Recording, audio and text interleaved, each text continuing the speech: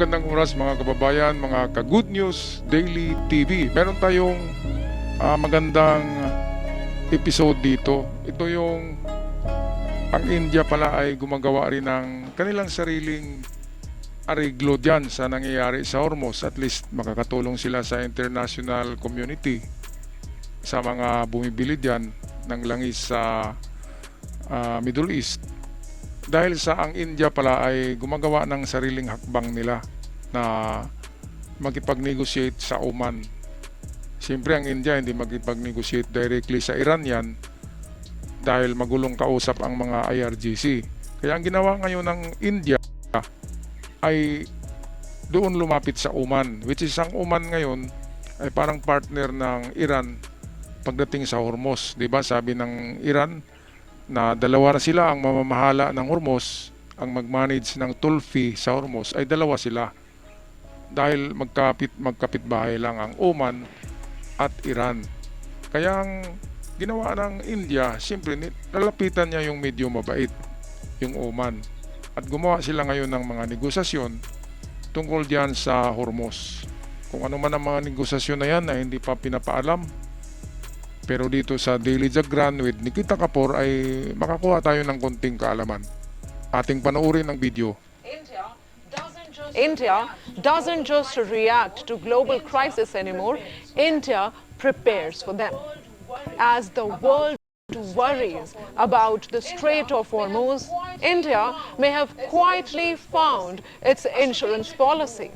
A strategic move, a diplomatic masterstroke, and perhaps India's plan B for one of the world's most dangerous So energy bakit nga ba choke gumawa ng points. hakbang ngayon ng India tungkol sa Hormuz?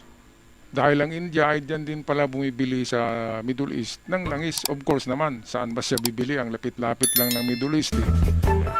Kaya ito na diplomasiya ang ginawa ni Modi ng India, hindi missiles, hindi bomba, dahil alam ng India na baka sa future kapag magkaarmas muli ang Iran ay baka atakihin sila ng Iran.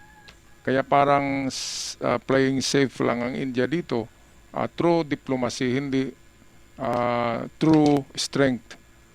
Ang motto ng Amerika ay peace through strength. Ibig sabihin, magkaroon ng kapayapaan pero giyera muna. Ay, ganun naman talaga. Kasi ang kalaban mo ay walang diplomatic na na pag-iisip. Kaya kailangan bugbugin muna yan para may masmasan, and then tsaka ka magipag-usap. Kung sa cowboy pa ay shoot first, ask later. Parang ganun Okay. So ito, parang may tama si Nikita Kapur sa mga sinasabi niya dito tungkol sa mga hakbang ng India na maganda. Kausap ang Oman ay siyempre ang Oman ay i-relay niya yan sa Iran at hindi direktang magipag-usap ang India sa Iran dahil magulo Kaya parang mediator yung Oman and then Iran, at kapag nagustuhan yung negosasyon ay baka malayang makapasok diyan ang India, ang kanilang mga oil tankers. Di ba mga kababayan? So, nanigurado.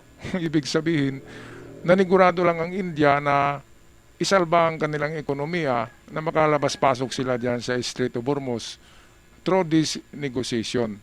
Pero sana naman isasali ng India ang buong mundo sa negosasyon na yan. Okay, pasok.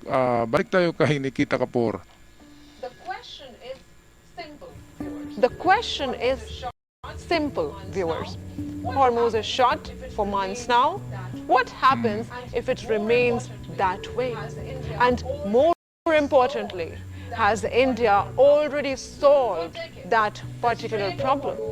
For decades, the Strait of Hormuz has been the world's energy lifeline, a narrow stretch of water between Iran and Oman.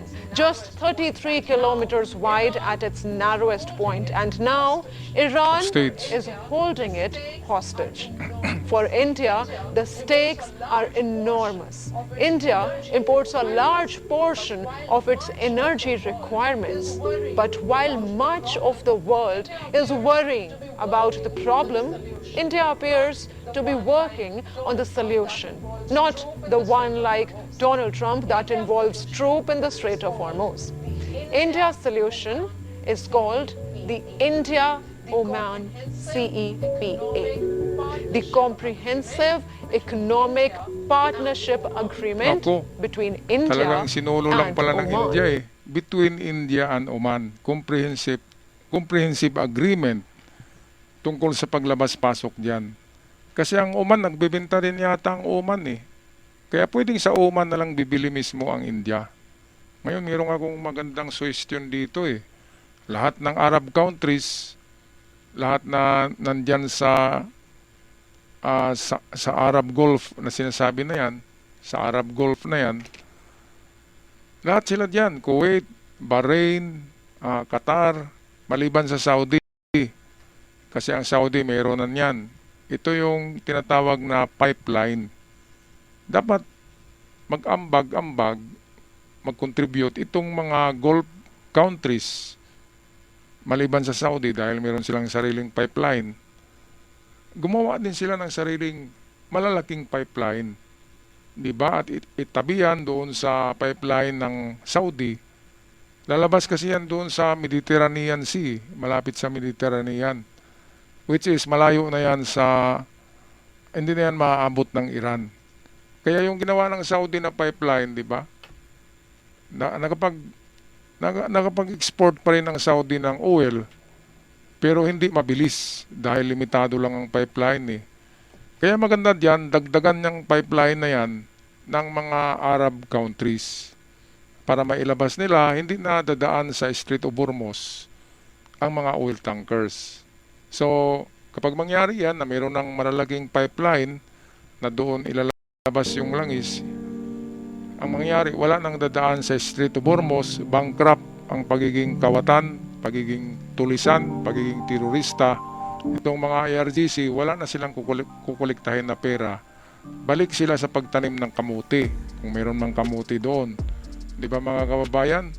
Kaya para walang digmaan, gumawa ng sariling pipeline katulad ng Saudi. Itong Bahrain, Kuwait, Qatar at iba pang bansa diyan na gumagamit ng nag-export ng langis, ay gumawa sila ng sariling pipeline. Yun ang maganda eh. Yung pangalawang plano na buldusin daw yung mga bundok at gagawa ng sariling daanan, napakalaking gastos yun eh. Gagawa ng another channel na doon dadaan ng barko sa Oman. Sa Oman daw gagawa ng channel.